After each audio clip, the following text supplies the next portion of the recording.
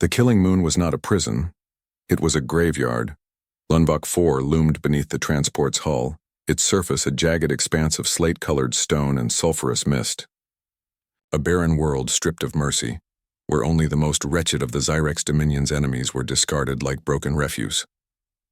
A place where survival was a myth, and death came not as a single merciful blow, but as a slow, agonizing inevitability. Elias Rourke had seen hellscapes before. He had fought on broken colonies, stalked death through vacuum-shattered stations, waded through the ruins of civilization where the only voices left were those of dying machines. But this was something else entirely. His restraints released with a hiss and gravity seized him with a violent pull. The drop pod's hatch yawned open, the acrid air slamming into his lungs, as he stepped out onto the cursed rock. Above him, the sky was a swirling miasma of dark clouds, cut through by jagged flashes of violet lightning.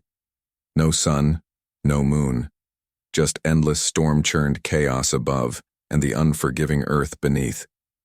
The Zyrex had sentenced him here with the same cold arrogance they always wielded, dismissing humanity as another upstart species that dared to defy their empire. They thought casting him onto this world was a formality, that he would be nothing more than another corpse in the wastes by nightfall. They had made a mistake. The first lesson of survival was understanding the rules of a battlefield. And despite the barren terrain, the feral wind, and the promise of death lurking in every shadow, Elias saw it for what it was. Another war zone. The Zyrex had given him no weapons. They had stripped him of his armor, his gear, even the rank insignia from his uniform. They had taken everything they thought made him dangerous. But weapons were not what made a soldier, and armor did not make a king. He was being watched. He could feel it. Beyond the crags, beyond the skeletal remains of rusted ships long since picked clean, they lurked. Prisoners, scavengers, the remnants of the damned. The lowest of the low, the ungoverned and unwanted. The first shadow moved. A hulking brute of sinew and plated exoskeleton, a species Elias didn't recognize. A warband of 5 more followed, shifting like predators scenting new prey. They were confident. They had done this before, hunting fresh arrivals for sport, for supplies, for meat.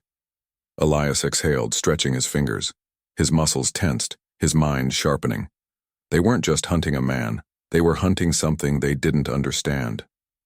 He did not wait for them to strike first. With a burst of movement, he lunged toward the closest one, driving his boot into its knee joint. The alien snarled, stumbling forward, and Elias twisted, wrenching the jagged edge of a broken pipe from the dirt. The second came at him from the right, a massive clawed arm swinging toward his head. Too slow. Elias ducked, the wind of the strike whipping over his scalp as he drove the pipe upward, puncturing flesh. A sickening crunch, a gurgling screech, and the alien collapsed, writhing in the dirt. The others hesitated. For the first time in however long they had been here, their prey had not cowered. Their prey was hunting them. Blood stained his hands, dripping onto the shattered ground. His breath was steady, controlled. They saw it in his eyes now, that deep, cold calculation. And just like that, the pack mentality cracked. 2 turned and fled into the ruins. The others lingered only a moment longer before making the same choice. Elias let them go. Fear was a tool, and he would wield it well. He turned his gaze toward the expanse beyond. Jagged ruins stretched for miles, twisted wreckage from the thousands of ships that had been swallowed by Lunvok 4's atmosphere over centuries. It was a graveyard, but it was also a kingdom waiting to be claimed. The Zyrex had sent him here to die. But Elias Rourke wasn't dead. Not yet. And that was their first mistake. Death was the only certainty on Lunvok 4. The weak were devoured, the strong consumed by the endless cycle of blood and hunger. No laws governed this forsaken place. Only the unrelenting truth of survival. Elias Rourke had learned this truth in his first hour on the Killing Moon. Now, standing atop the carcass of his would-be executioner, he knew something else. Fear was a weapon. and he intended to use it. The warband had fled into the ruins, carrying word of the human who fought back. He let them spread the tale. The advantage of being underestimated was short-lived. Terror, however, had a lasting effect. The wind howled. Through the graveyard of rust and stone, carrying the scent of old metal and decay. Elias moved with purpose, his senses sharp. He needed resources, water, shelter, weapons. The drop pod had come with nothing but his prison uniform, and while he had taken a crude blade from his first kill, it was a poor substitute for real firepower. A shape moved in the distance, not the stalking predatory approach of a warband, but something smaller, cautious, watching. Elias tensed, adjusting his grip on the pipe still slick with alien blood. Human.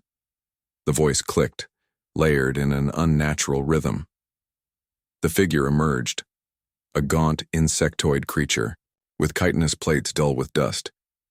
Its black compound eyes reflected no emotion, but Elias knew it had been studying him for some time. He kept his stance neutral. "You've got 5 seconds to tell me why I shouldn't gut you where you stand." The alien's mandibles twitched, almost in amusement. "Because you need allies, and you do not yet understand the nature of your new kingdom." Elias narrowed his eyes. The creature wasn't wrong. His fight so far had been instinct, but instinct alone wouldn't keep him alive. He needed information. He gave the insectoid a sharp nod. "Talk." It moved closer, slow and deliberate. "I am Kruza. You have made an impression, human. The warbands will not forget it." Elias didn't relax, but he let the tension in his shoulders ease just enough to keep the conversation going. "You speak like you're not one of them." Kruza tilted its head. "I am an anomaly. My kind functions as a hive, but I was cast out, too independent, too dangerous. I have survived here by listening." Elias assessed him. Not a warrior, not a scavenger, something else. "Then listen carefully," Elias said, voice measured. "Who's in charge here?" Kruza's mandibles clicked in what might have been laughter. "No one. And yet, everyone. The Killing Moon is ruled by warlords, each claiming dominance until they are slain. The strongest among them is Vrask the Unbroken." The name carried weight. Elias knew the type. Every battlefield had its monsters. Every war had the butcher, who sat upon a throne of corpses believing himself unshakable. "How many?" Elias asked. Kruza's antennae twitched. "Vrask commands over 100. His domain stretches across the ruins, and he controls the largest cache of weapons and supplies. Those who do not bow are hunted. 100. Armed, organized. And this Vrask had ruled uncontested for long enough to believe himself untouchable." Elias exhaled. "Where can I find him?" Kruza's mandibles parted slightly, hesitating. "You intend to fight him?" Elias let a small, humorless smile creep onto his face. "You said it yourself. I need allies. And there was no better way to make allies than by taking the head of the king." Vrask's domain loomed on the horizon, a fortress of wreckage and scrap metal stacked high against the wind. Torches flickered along the perimeter, crude barricades, manned by towering brutes and scarred survivors. Kruza had warned him that none approached Vrask's stronghold and lived. Elias was about to change that. He didn't approach from the front. That was suicide. Instead, he watched, studied. The night air carried the rhythm of the warband's movements, the pattern of their patrols, the breaks in their line, the moments of complacency. He moved like a shadow, slipping through the ruins, using the storm's howling winds to mask his steps. His hands found what he needed in the wreckage, fragments of broken plating, jagged wires, the remnants of forgotten battles. He worked quickly, fashioning makeshift tools, turning the ruins into his arsenal. Then, when the moment was right, he struck. The first sentry fell without a sound, Elias's blade slipping between armor plates.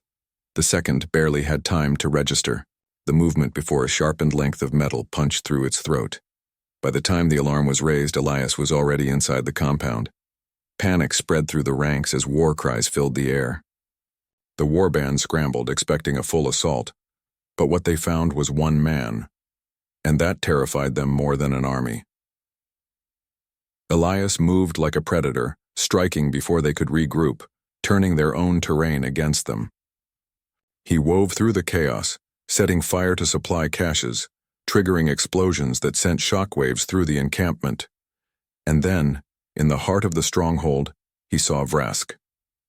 The warlord stood tall, a mountain of muscle and plated flesh. His tusked mouth curled in a snarl. Battle-worn armor covered his body, adorned with trophies of his kills. In one hand, a jagged blade that had ended countless lives. The warband fell silent, watching, waiting. Vrask growled, stepping forward. "You are a fool to challenge me, human." Elias wiped blood from his face. "No, you're a fool for thinking I was just another corpse." Vrask lunged, the air splitting as his blade carved toward Elias. But Elias was already moving, twisting. Lo, his instincts honed by a lifetime of war. The fight was brutal. No hesitation, no wasted movement. Elias fought not like a prisoner, but like a soldier, fast, efficient, relentless, and in the end, Vrask fell. The warlord collapsed to his knees, gasping as Elias wrenched his blade free. Silence hung over the stronghold. Then, one by one, the warband bowed. Elias Rourke stood tall, bloodied but unbroken. The killing moon had been his prison. Now it was his kingdom. The killing moon had been a crucible of suffering for countless souls. For Elias Rourke, it had become something else entirely. It was his. The warbands had bowed in silence that first night, not out of respect, nor understanding, but out of fear. The human had done what they thought impossible. He had killed the Unbroken. Vrask had ruled through sheer brutality, and Elias had stripped him of that throne in a single night. But fear was a fickle thing. A kingdom carved from terror could crumble the moment someone stronger appeared. Elias knew this.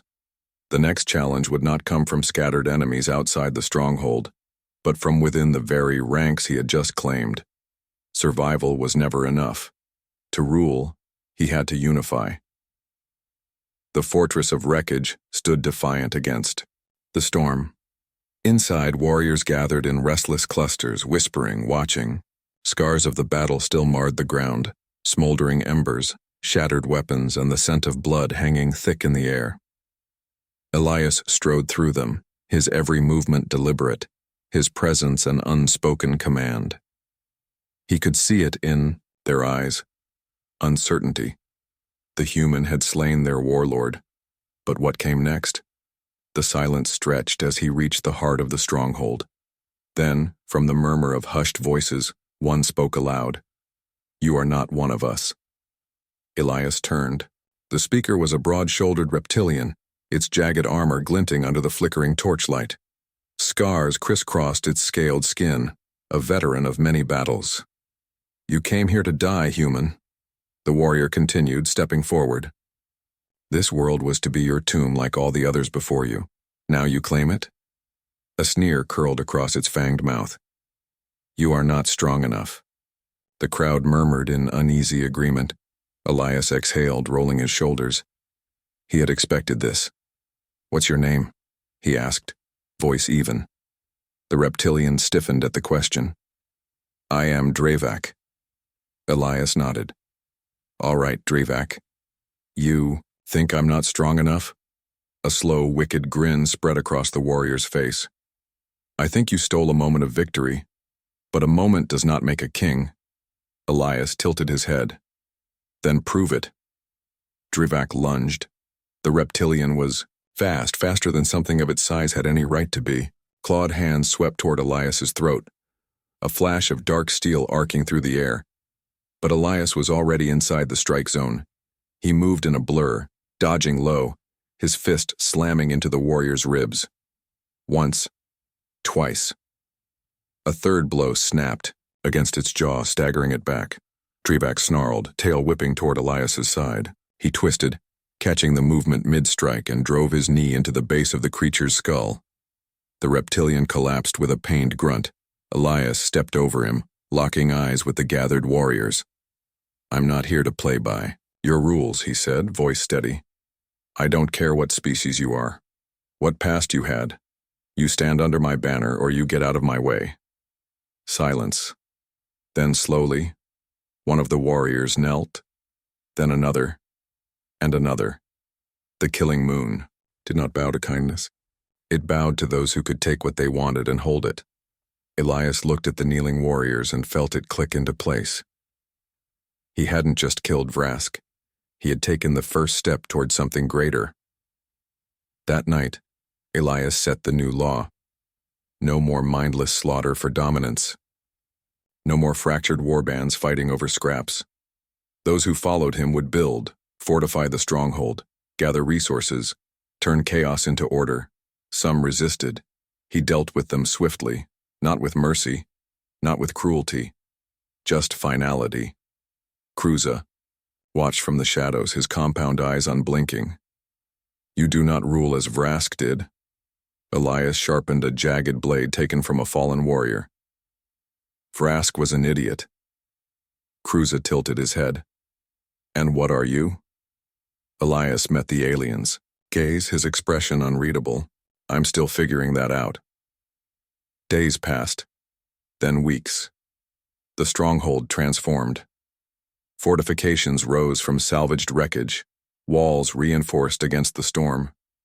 For the first time in the Killing Moon's history, warbands did not just survive, they built. Scavenging teams pushed into the ruins, reclaiming supplies, unearthing forgotten technology. Crude weapons were forged, defenses strengthened. Elias did not sit on a throne. He moved with them, fought beside them, made sure they understood what he was building. Not just power, a kingdom. And then, the Zyrex took notice. The first assassins arrived under cover of night. Elias had been waiting for them. They moved like ghosts, elite hunters sent by the Dominion to erase the anomaly before it became a threat. But Elias had spent years hunting men just like them. He took them apart in the dark, one by one. Their deaths sent a message. The Zyrex thought they controlled the Killing Moon. They were wrong. The attack came days later. Not assassins this time. A full-scale purge. The Zyrex did not fight like scattered prisoners. They fought like an empire, ruthless, overwhelming. Dropships tore through the sky, raining fire onto the stronghold. The warbands, Elias's warbands, held the line, barricades breaking beneath the relentless assault. Elias stood at the forefront, carving through the invaders like a force of nature. His soldiers, once fractured gangs of scavengers, fought as an army, but the Zyrex were too many. For every enemy slain, another took its place. Their weapons were superior, their numbers endless. Kruza's voice cut through the chaos. "We must retreat. If we stay, we all die." Elias's vision blurred with blood and smoke. He saw the truth in the carnage.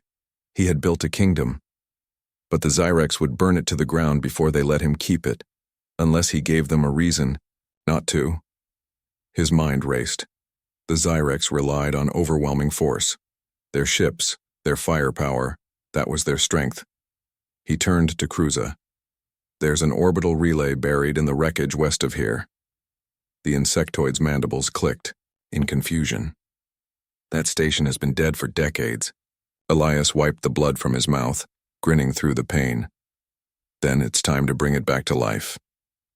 With a handful of his most trusted warriors, Elias led a final gambit, through the burning ruins, through the Zyrex onslaught, toward the forgotten relay station buried beneath centuries of wreckage.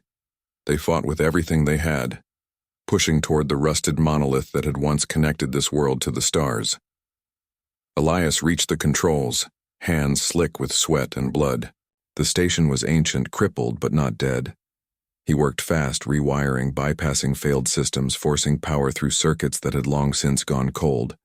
Then, with a final flicker of light, the relay came to life.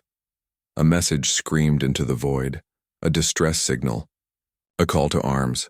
To the humans watching from the edge of the galactic frontier, to those who thought Elias Rourke was dead, to those who would come for their own.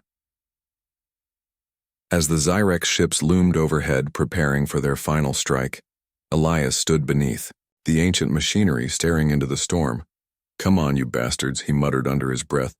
"Let's see what happens when you pick a fight with the wrong species."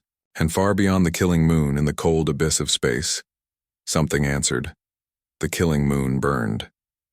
The night sky was a shattered thing, painted in fire and smoke as Zyrex warships loomed overhead. Their relentless bombardment had turned the fortress into a graveyard of twisted metal and scorched earth. What had once been his kingdom was now a battlefield where the dead far outnumbered the living. But Elias Rourke was still alive, and as long as he breathed, this war was not over. The relay station still hummed with stolen energy, its long dead circuits now screaming into the void. The message had been sent. Elias could only hope it had been heard, but hope would not win this war. Only action would. He turned to the survivors, those who had followed him through fire and death. Kruza stood among them, his insectoid form slashed and bloodied. Vrask, the reptilian who had once challenged him, now leaned on a makeshift weapon. Chest heaving, they were broken but not beaten. Elias's voice cut through the storm. "We hold the line." They looked at him, silent, waiting. "The Zyrex think this is over. They think we're just another dead rebellion to be buried beneath their empire. But we are not finished." His fists clenched, blood dripping between his fingers. "This is not a battle for survival anymore. This is a battle for dominance." The Warbands stirred, something dangerous flickering in their eyes. Elias pointed toward the wreckage of the stronghold. "They brought their ships down to finish the job. That was their mistake. We're taking them." Kruza's mandibles clicked. "You want to steal a Zyrex warship?" Elias grinned, his teeth streaked with blood. "Not steal, conquer."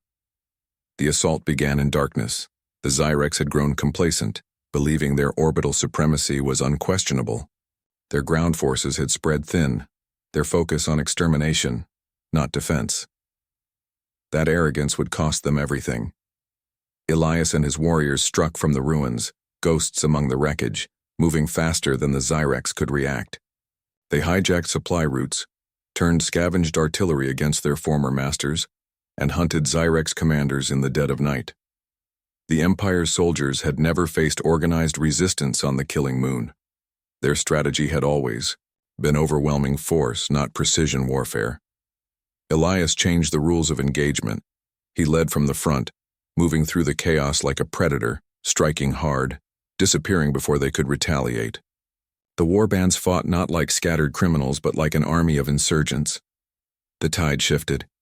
The Zyrex began losing ground, and then the fleet arrived. The sky split apart as human warships emerged from the void, their hulls cutting through the burning atmosphere like razors. Elias heard the sonic booms before he saw them, a deep thunder that shook the bones of the world. And then they were there, streaking across the sky, battle cruisers, gunships, fighters swarming like hungry beasts. Humanity had answered his call. The Zyrex panicked. For the first time since the war began, they hesitated. They had come to erase Elias Rourke from existence. They had never expected a war fleet to come looking for him. Their hesitation was fatal. The first human attack run ripped through Zyrex formations, dropping entire battalions in blinding flashes of plasma fire. Gunships strafed their heavy walkers, reducing them to molten slag, and Elias knew. This was his moment.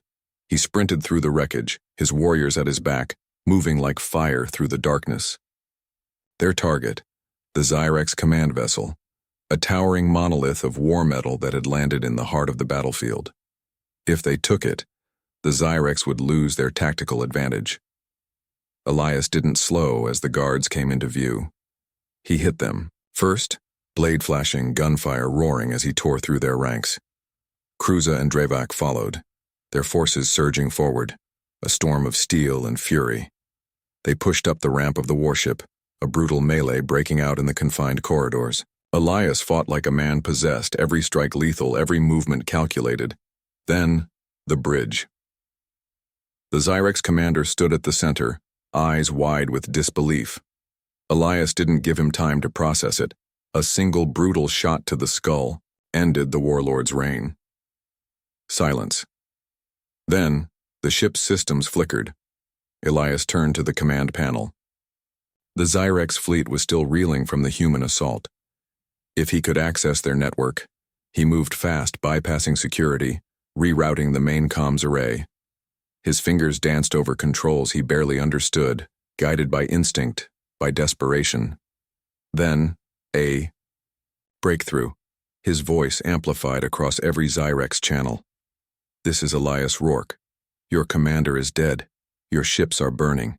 Your empire does not own this world anymore." He let the words sink in. Then, in the coldest voice imaginable, "Run." The Zyrex broke. Their warships, still under fire from the human fleet, began retreating. Some tried to fight. They died fast. Within minutes, the once mighty Zyrex abandoned Lunvok 4, leaving their fallen and their pride behind. And just like that, the killing moon was free. The fires still smoldered when the human soldiers arrived, sweeping through the wreckage, confirming the retreat. Elias stood at the edge of the battlefield, watching as the last of the Zyrex ships vanished into the void. It was over. He had done what no one else had ever done. He had turned a graveyard into a kingdom. And now, for the first time, he had to decide what came next. The battlefield was silent. For the first time since Elias had been thrown onto the killing moon, the air was not filled with the screams of the dying, nor the thunder of warships shattering the sky. The Zyrex were gone. Their empire had abandoned Lunvok 4, their forces scattered, their rule broken.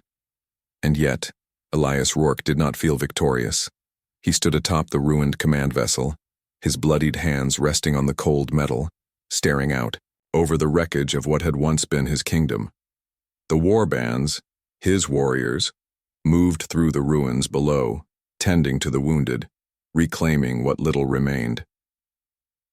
Kruza approached, his exoskeleton cracked, one of his arms limp from the war battle. "You did it," the insectoid said, voice laced with something close to awe. Elias exhaled. His body ached, bruises layered over deeper wounds, but he pushed the pain aside.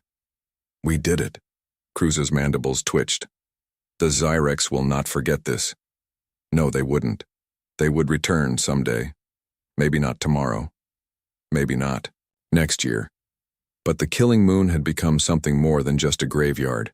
It was a scar on the pride of an empire. The Zyrex would never accept that. Elias looked to the sky. The human fleet still hung in the void, their presence a stark reminder that Lunvok 4 was no longer a forgotten tomb. Humanity had come for its own. And yet, what was he now? A prisoner? No. A soldier? Not anymore. A king? He let the thought settle, rolling it over in his mind. The killing moon had belonged to the dead for too long. It had been a place of suffering, of exile. But now, for the first time, it belonged to something else. It belonged to those who had survived it. The first of the human dropships landed at dawn. They came in armored, rifles at the ready, prepared for resistance, for hostiles. What they found instead were warriors standing guard, watching with cautious, untrusting eyes. Elias met them at the landing zone, the wind whipping around him. The human captain stepped forward, his face barely visible beneath his visor. "Commander, Rourke," the man said, nodding. "You're a hard man to track down." Elias smirked, wiping the dried blood from his face. "I wasn't exactly trying to be found." The captain's gaze swept over the ruins, over the army of outcasts and exiles that now stood behind Elias. He exhaled. "High Command wants you debriefed. They want to know what happened here." Elias crossed his arms. "They can send their questions, but I'm not leaving." Flicker of confusion crossed the captain's face. "Excuse me?" Elias turned, looking out at the warbands, at his people. This world was supposed to be a death sentence, but we took it back. Every single one of them fought for it, bled for it. His voice hardened. We don't answer to the Zyrex, and we don't answer to anyone else either. The captain hesitated. You're serious? Elias met his gaze, unwavering. This is our world now. The human soldiers exchanged glances. This wasn't what they had expected. They had come for a man. Instead, they had found a ruler. The days passed in uneasy silence. Humanity had saved them, but it had not claimed them. The fleet remained in orbit, their presence a warning to the Zyrex, but they did not interfere. They watched, waiting to see what Elias would do. The Warbands, once fractured, now stood united. Kruza took command of the growing infrastructure, overseeing scavenging teams, reinforcing defenses. Drivak and the other warriors trained the next generation, forging the lost and the broken into an army. And Elias, he built. What had once been a crumbling graveyard of wreckage became something else. Fortresses rose from the ruins. Farms were cultivated from what little soil could be salvaged. The technology of the dead was reborn under careful hands. The killing moon was no longer just a place of death. It was a kingdom.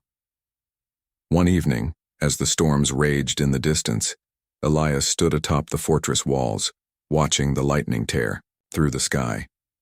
Kruza joined him, silent for a long time before speaking.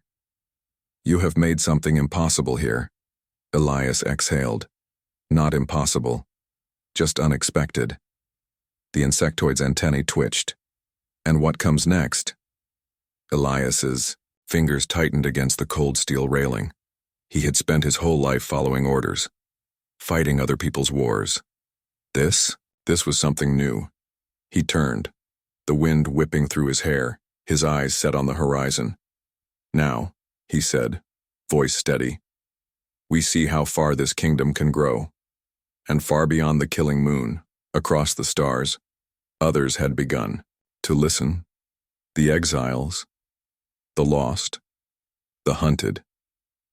They had heard the rumors of a world that did not belong to any empire, of a king who had been sent to die and built something greater instead. And for the first time in history, the killing moon was no longer a place to be feared. It was a beacon, a beginning. The stars burned bright beyond the killing moon, distant and untouchable. Once they had represented exile, the cold indifference of the galaxy that had thrown Elias Rourke into a grave and left him to rot. Now they represented something else. A future. Elias stood atop the highest watchtower, the jagged skyline of his kingdom stretching before him. Where there had once been ruins, there was now order. What had once been a wasteland of death was now a fortress, a beacon for the forgotten and the damned. But even as he looked upon what they had built, he knew the killing moon story was far from over. The Zyrex would return. Empires never forgot their scars. The fact that a human had carved one so deep meant their revenge was inevitable. They had left defeated, humiliated, but only because they had not been prepared for a war. Next time, they would be. And when that time came, Elias intended to be ready. Kruza approached, his insectoid form shifting in the torchlight. You have visitors. Elias turned, following his gaze to the landing field. More had come. Not just survivors from the war. Not just the remnants of the killing moon's old prisoners. Others. Humans. Aliens. The outcasts. The hunted. The warriors with no home. They had heard the stories. They had heard of the man who had defied an empire. The warlord who had forged something impossible. And they had come to join him. Elias exhaled, his fingers tightening against the metal railing. He could feel it now, the shift in the tide. The killing moon was no longer a prison. It was no longer just a kingdom. It was a movement. Kruza's mandibles twitched. What will you do now? Elias smirked. I think it's time we stop waiting for the Zyrex to come back. Kruza tilted his head. You mean to strike first? Elias turned, looking at the crowd forming below. The warriors, the exiles, the rebels who had found something worth fighting for. He nodded. We built this from nothing. We survived the worst the galaxy could throw at us. And now, we don't just survive. He turned his eyes back to the stars, his voice calm. Now we take what's ours. Far beyond the killing moon, the Zyrex Dominion still ruled, but for the first time in history, they were being hunted, and the man they had sentenced to die was coming for them.